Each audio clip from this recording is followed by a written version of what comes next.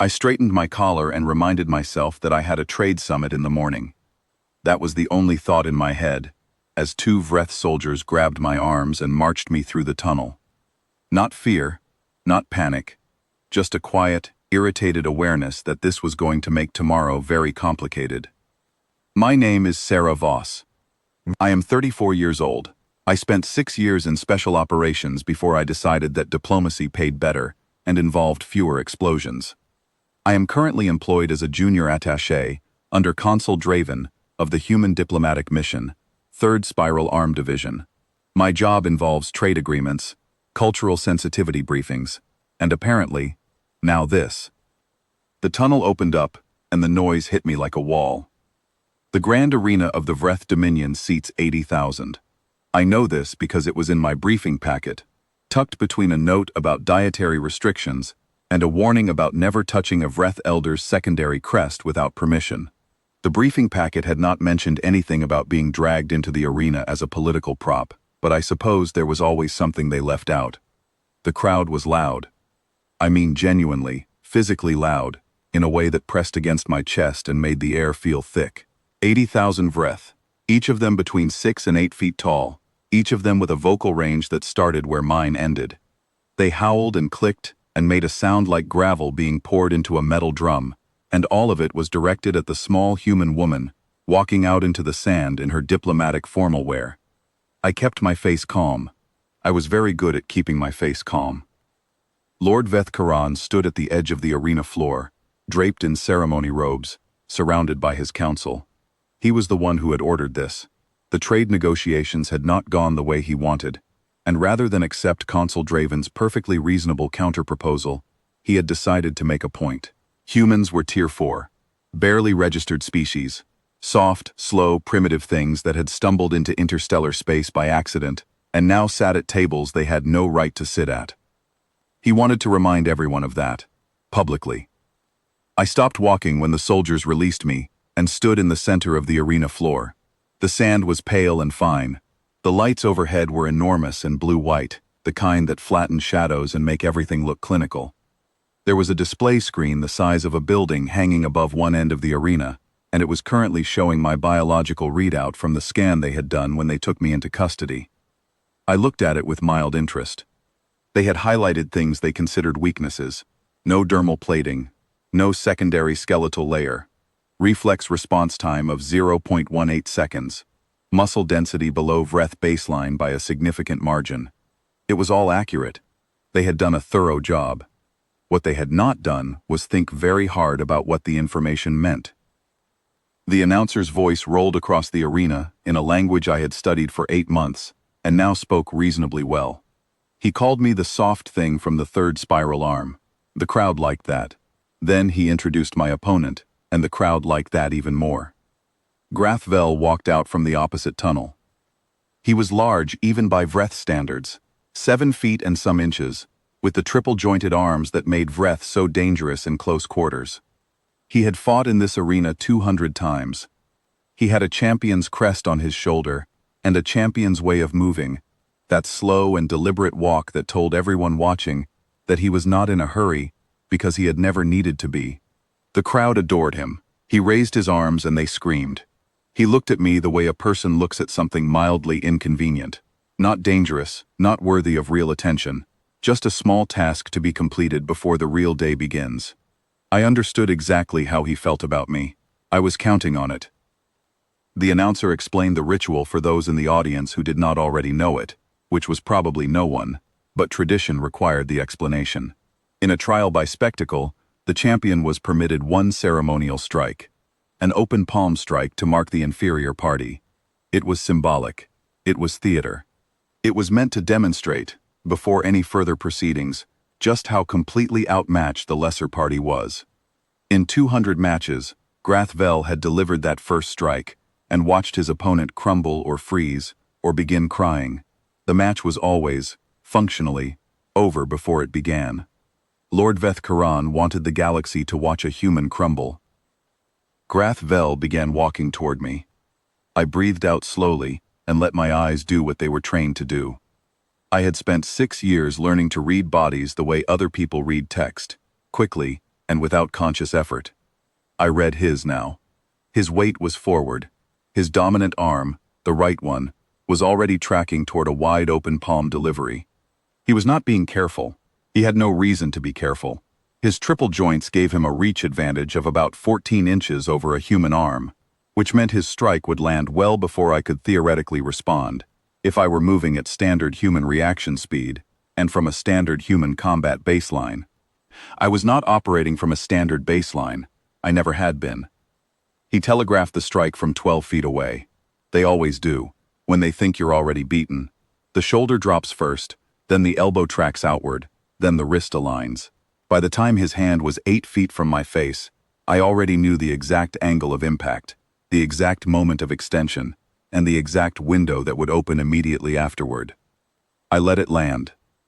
This is the part that people find difficult to understand, so I will explain it plainly. I did not dodge. I did not block. I let the strike hit me across the left cheek, because the alternative was to reveal, before he was fully committed, that I was not what he believed me to be. The value of being underestimated is that you must protect the illusion right up until the moment you spend it. His palm connected. My head snapped to the right. It hurt. I will not pretend it did not hurt. It tasted like copper, and it made my eyes water briefly from the shock. The crowd erupted. 80,000 voices in a single massive wave of noise that I felt in my back teeth.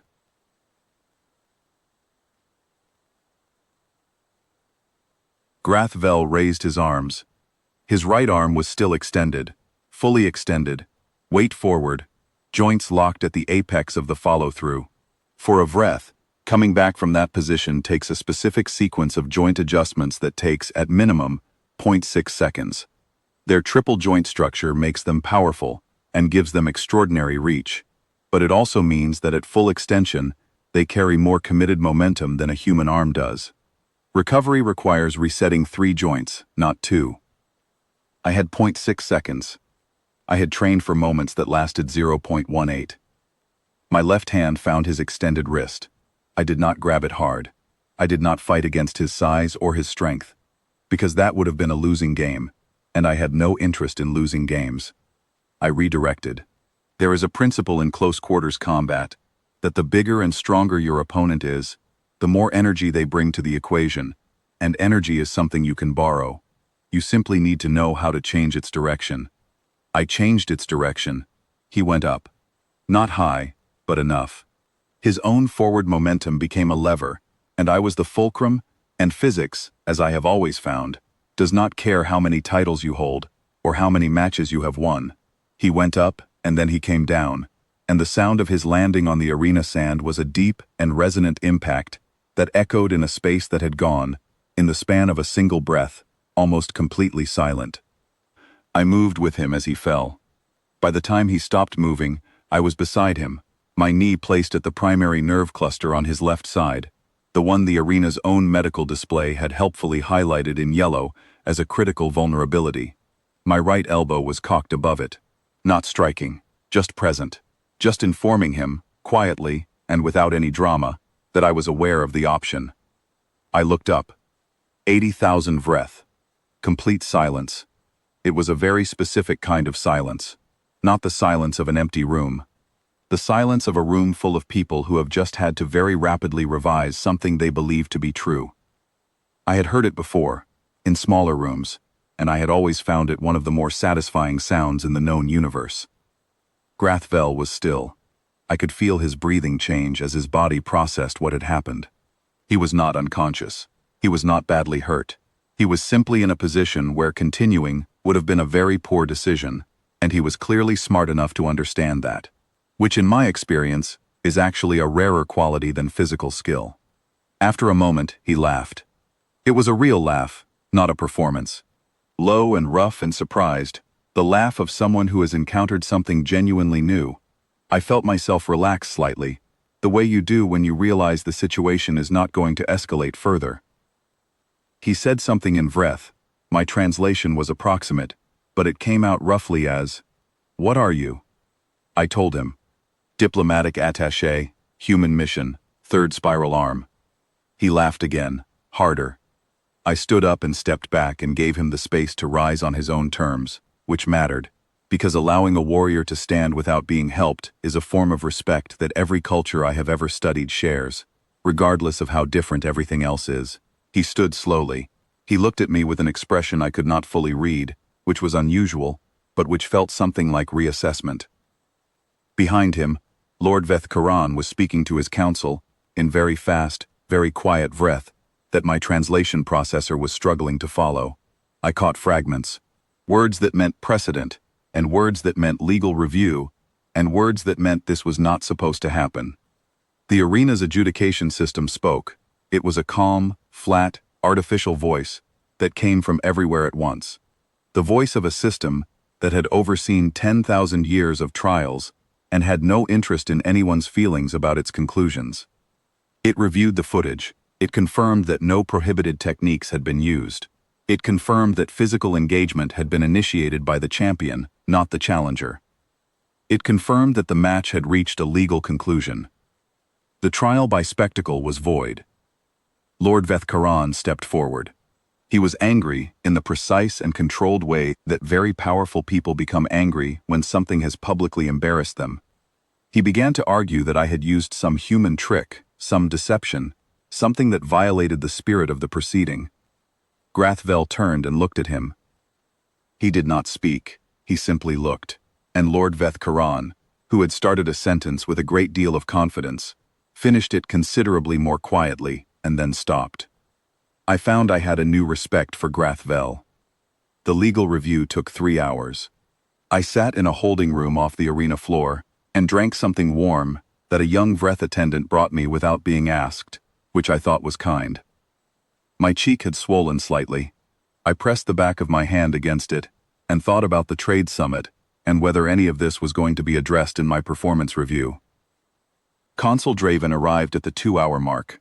He was a small, precise man who had spent 20 years in alien diplomacy and had the expression of someone who had stopped being surprised by anything a long time ago, but who still found certain things mildly impressive. He looked at my cheek. He looked at the arena footage playing on a screen in the corner. He looked back at me.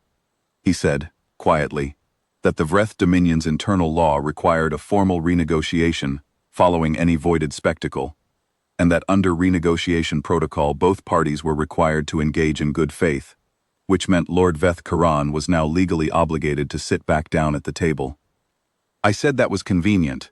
He said that he had managed to secure revised terms that included the shipping corridor we had wanted, preferential tariff rates on 3 categories of goods, and a cultural exchange agreement that had not even been on the original table.